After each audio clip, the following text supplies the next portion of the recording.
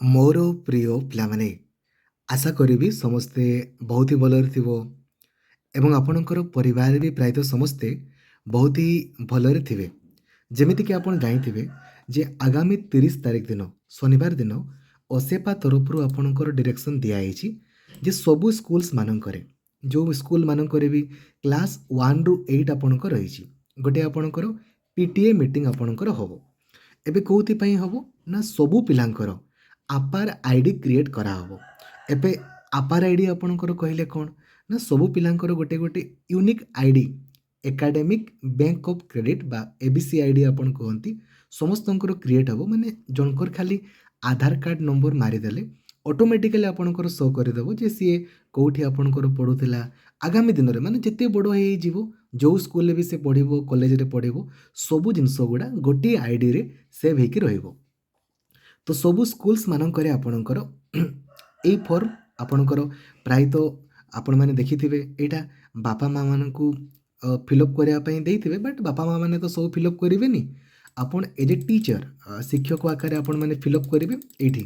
କେବଳ ବାପା ମାଆଙ୍କର ସିଗ୍ନେଚର୍ ଆପଣମାନେ ଏଇଠି କରାଇବେ। ତାପରେ ବାକି ଜିନିଷ ତ ଆପଣ ନିଜେ ନିଜେ ଫିଲ୍ଅପ୍ କରିବେ। ସ୍କୁଲର ନାଁ, ବ୍ଲକ୍, ଡିଷ୍ଟ୍ରିକ୍ଟ, ୟୁଡାଇସ୍ କୋଡ଼୍, ମୁଁ ଶ୍ରୀ କିମ୍ବା ଶ୍ରୀମତୀ, ବାପା କିମ୍ବା ମାଆଙ୍କର ନାଁ କିମ୍ବା ଯିଏ ଗାର୍ଡ଼ିଆନ୍ ଥିବେ ତାଙ୍କର ଗାଁ, ପୋଷ୍ଟ ଅଫିସ୍, ଭାୟା, ଜିଲ୍ଲା। ଏବେ ତାଙ୍କର ଆଧାର କାର୍ଡ଼ ନମ୍ବର, ବାପା କିମ୍ବା ମାଆ କିମ୍ବା ଯିଏ ଥିବେ ତାଙ୍କର ପାନ୍ କାର୍ଡ଼ ଯଦି ଥିବ ହେଲେ ଦେବେ, ନହେଲେ କିଛି ଦରକାର ନାହିଁ, ଯେଉଁଟା ହେଲେ ବି ଗୋଟେ। ଠିକ୍ ଅଛି। ତାପରେ ଏଠି ପିଲାର ନାଁ, ପିଲାର ଆଧାର କାର୍ଡ଼ ନମ୍ବର, ତାପରେ ଦେଖନ୍ତୁ ମୋର ପୁଅ କିମ୍ବା ଝିଅ, ସେ ପୁଅ ନା ଝିଅ କଲା ପରେ ସେ ସିଗ୍ନେଚର୍ ଆପଣଙ୍କର କରିବେ। ଆଉ ଠିକ୍ ଅଛି। ତାପରେ ଆପଣଙ୍କୁ ଦେଖନ୍ତୁ ଏଇଟା ମୁଁ ସ୍ତ୍ରୀ କିମ୍ବା ଶ୍ରୀମତୀ, ଏଇଟା ଆପଣଙ୍କର ହେଡ୍ ସାର୍ କିମ୍ବା ହେଡ୍ ମିଷ୍ଟ୍ରେସ୍ଙ୍କର ଏଠି ସିଗ୍ନେଚର୍ ରହିବ। ଘୋଷଣା କରୁଛି ଯେ ତାଙ୍କର ସେ ଛୁଆର ନାଁ, ଆମ ବିଦ୍ୟାଳୟର କେଉଁ କ୍ଲାସ୍ରେ ପଢ଼ୁଛି, ଏଠି ହେଡ୍ ସାର୍ କିମ୍ବା ହେଡ୍ ମିଷ୍ଟ୍ରେସ୍ଙ୍କର ସିଗ୍ନେଚର୍ ରହିବ, ଡେଟ୍ ଆପଣଙ୍କ ରହିବ। ଏବେ ଏଇଟା ତ ଆପଣ ଫିଲ୍ଅପ୍ କରିବେ। ଆଉ ସମସ୍ତଙ୍କର ଛୁଆର ବି ଆଧାର କାର୍ଡ଼ର ଜେରକ୍ସ, ବାପା ମାଆଙ୍କର ବି ଆଧାର କାର୍ଡ଼ର ଜେରକ୍ସ ଆପଣମାନେ କଲେକ୍ସନ୍ କଲେ। ସବୁ ସ୍କୁଲ୍ସମାନଙ୍କରେ ଆପଣ କଲେକ୍ସନ୍ କରିବେ। ତା ସହିତ ଗୋଟିଏ PTA ମିଟିଂ ମଧ୍ୟ ଆପଣଙ୍କର ବସିବ। ଆପଣ ଗାର୍ଡ଼ିଆନ୍କୁ ଆପଣଙ୍କର ଜଣାଇବେ ଯେ ଆପାର ଆଇଡ଼ି ଆପଣ କାହିଁକି କ୍ରିଏଟ୍ କରୁଛନ୍ତି, କେଉଁଥିପାଇଁ ଆପଣଙ୍କର ପିଲାଙ୍କର ଆଧାର କାର୍ଡ଼ ନମ୍ବର ମାଗୁଛନ୍ତି, ବାପା ମାଆଙ୍କର ଆଧାର କାର୍ଡ଼ ନମ୍ବର କାହିଁକି ମାଗୁଛନ୍ତି, ଏହା ସମ୍ପର୍କରେ ଆପଣ ଗାର୍ଡ଼ିଆନ୍ମାନଙ୍କୁ ଆପଣଙ୍କର ବୁଝେଇବେ। ତ ଏହି ଭିଡ଼ିଓରେ ଆମେ ଦେଖିବା ଯେ ଆପଣ କେମିତି ୟୁଡାଇସ୍ ପୋର୍ଟାଲରେ ଆପାର ଆଇଡ଼ି ଆପଣଙ୍କର କ୍ରିଏଟ୍ କରିବେ। ଠିକ୍ ଅଛି, ଦେଖନ୍ତୁ। ସର୍ବପ୍ରଥମେ ଆପଣ ଗୁଗୁଲକୁ ଯିବେ, ସର୍ଚ୍ଚ କରିବେ ୟୁଡାଇସ୍ ପ୍ଲସ୍ ଷ୍ଟୁଡେଣ୍ଟ ମଡ୍ୟୁଲ୍। ଆପଣ ଗୁଗୁଲରେ ଆପଣଙ୍କର ସର୍ଚ୍ଚ କଲେ, ସର୍ଚ୍ଚ କଲା ପରେ ଯେଉଁ ପ୍ରଥମ ୱେବସାଇଟ୍ଟି ଆପଣଙ୍କର ଆସିଲା ୟୁଡାଇସ୍ ଷ୍ଟୁଡେଣ୍ଟ ମଡ୍ୟୁଲ୍, ଆପଣ ୟା ଉପରେ କ୍ଲିକ୍ କରିବେ। ଆପଣ କ୍ଲିକ୍ କରିବେ, ଟିକେ ଆପଣଙ୍କର ସ୍କ୍ରୋଲ୍ ଡାଉନ୍ କରିବେ। ଏଇଠି ଦେଖନ୍ତୁ ନିଜର ଷ୍ଟେଟ୍ ପଚାରିଲା, ଆପଣ ନିଜର ଷ୍ଟେଟ୍କୁ ଆପଣଙ୍କର ଚୁଜ୍ କଲେ। ଦେନ୍ ଗୋ ଉପରେ ଆପଣ କ୍ଲିକ୍ କରିବେ। ଯେମିତି ଗୋ ଉପରେ କ୍ଲିକ୍ କରିବେ, ଏବେ ଆପଣଙ୍କର ସ୍କୁଲର ଗୋଟେ ୟୁନିକ୍ ଆଇଡ଼ି ରହିଛି। ସେଇ ୟୁଜର୍ ଆଇଡ଼ି ଆଉ ପାସୱାର୍ଡ଼ ଦେଇକି ଆପଣ ଲଗ୍ଇନ୍ କରିବେ। ଆଉ ଯେଉଁ କ୍ୟାପ୍ଚା କୋଡ଼୍ ଥିବ ତାକୁ ଆପଣ ଦେବେ। ଯେମିତି ଆପଣ ଲଗ୍ଇନ୍ କରିବେ, ଏବେ ଆପଣଙ୍କର ସ୍କ୍ରିନ୍ରେ ଶୋ ହେବ ଯେ କେଉଁ ଏକାଡେମିକ୍ ଇୟର୍ ପାଇଁ ଆପଣ 2024-25କୁ ଆପଣଙ୍କର ସିଲେକ୍ଟ କରିବେ। ଯେମିତି ଆପଣ ସିଲେକ୍ଟ କରିବେ, ଆପଣ ଦେଖିପାରୁଥିବେ ବାଁ ପଟେ ଆପଣଙ୍କୁ ଶୋ କରିବ ଯେ ଆପଣଙ୍କର school dashboard, school details, student name update. ଏଇଠି ଦେଖିପାରୁଛନ୍ତି ଲେଖା ହେଇଛି ନା ଗୋଟେ ଆପାର ମଡ୍ୟୁଲ୍। ଆପଣ ଏ ଆପାର ମଡ୍ୟୁଲ୍ ଉପରେ କ୍ଲିକ୍ କରିବେ। ଯେମିତି ଆପଣ ଆପାର ମଡ୍ୟୁଲ୍ ଉପରେ କ୍ଲିକ୍ କରିବେ, ଏବେ ଆପଣଙ୍କୁ ଶୋ କରିବ ଯେ ଆପଣ କେଉଁ କ୍ଲାସ୍ର କରିବା ପାଇଁ ଚାହୁଁଛନ୍ତି। ଆପଣ କ୍ଲାସ୍କୁ ଆପଣଙ୍କର ଚୁଜ୍ କରିବେ, ଯେଉଁ କ୍ଲାସ୍ରେ ବି ଚାହୁଁଛନ୍ତି ତାକୁ ଚୁଜ୍ କରିବେ। ଏବେ ଆପଣ ଦେଖିପାରୁଥିବେ ପ୍ରୋଫାଇଲ୍ ଷ୍ଟାଟସ୍ ଦେଖନ୍ତୁ କମ୍ପ୍ଲିଟ୍ ଅଛି, କିନ୍ତୁ ଆପାର ଆଇଡ଼ି ଷ୍ଟାଟସ୍ ଆପଣଙ୍କର ପେଣ୍ଡିଂ ଲେଖା ହେଇଛି। ତାମାନେ ଏଇ ପିଲାଙ୍କର ଆପାର ଆଇଡ଼ି କ୍ରିଏଟ୍ ହେବ। ମନେ ରଖନ୍ତୁ, ଯଦି ପ୍ରୋଫାଇଲ୍ କମ୍ପ୍ଲିଟ୍ ହେଇନଥିବ ନା, ଦେନ୍ ଆପାର ଆଇଡ଼ି କ୍ରିଏଟ୍ ହେଇପାରିବ ନାହିଁ। ତ ତା ପୂର୍ବରୁ ଆଗ ଆପଣ ପ୍ରୋଫାଇଲ୍କୁ ଆପଣଙ୍କର ଆପଡେଟ୍ କରିବେ। କେମିତି ଆପଡେଟ୍ କରାଯାଏ ପ୍ରୋଫାଇଲ୍, ତା ସମ୍ପର୍କରେ ଆପଣ ଜାଣିଛନ୍ତି? ଜାଣିନାହାନ୍ତି, ଦେନ୍ ମୋତେ ଆପଣ ଖାଲି କହିଦେବେ, ମୁଁ ଆପଣଙ୍କ ପାଇଁ ଭିଡ଼ିଓ ବନେଇଦେବି ଯେ କେମିତି ପ୍ରୋଫାଇଲ୍କୁ ଆପଣଙ୍କର କମ୍ପ୍ଲିଟ୍ କରାଯାଏ। ପ୍ରୋଫାଇଲ୍କୁ ଆପଣ କମ୍ପ୍ଲିଟ୍ କଲା ପରେ ଆପଣ ଦେଖିପାରୁଥିବେ ନା ଡାହାଣ ପଟେ ଜେନେରେଟ୍ର ଅପସନ୍ ଅଛି, ୟା ଉପରେ କ୍ଲିକ୍ କରିବେ।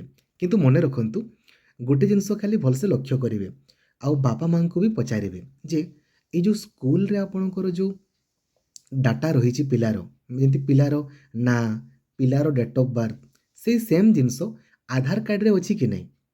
ଠିକ୍ ଅଛି। କାହିଁକି ନା ଆଉ ଗୋଟେ ପଚାରିବେ ଯେ ଆଧାର କାର୍ଡ଼ରେ ଯେଉଁ ଜିନିଷ ଅଛି ସେଇଟା ପିଲାଙ୍କର ଠିକ୍ କି ନାହିଁ?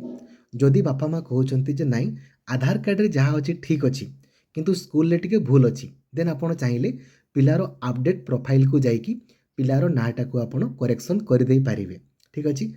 ତ ଆଗ ଆପଣ ଗାର୍ଡ଼ିଆନକୁ ଠିକ୍ସେ ପଚାରିବେ ଯେ ଆଧାର କାର୍ଡ଼ରେ ଯେଉଁଟା ଅଛି ସେଇଟା ଠିକ୍ ନା ସ୍କୁଲରେ ଯେଉଁଟା ଦିଆହେଇଛି ସେଇଟା ଠିକ୍।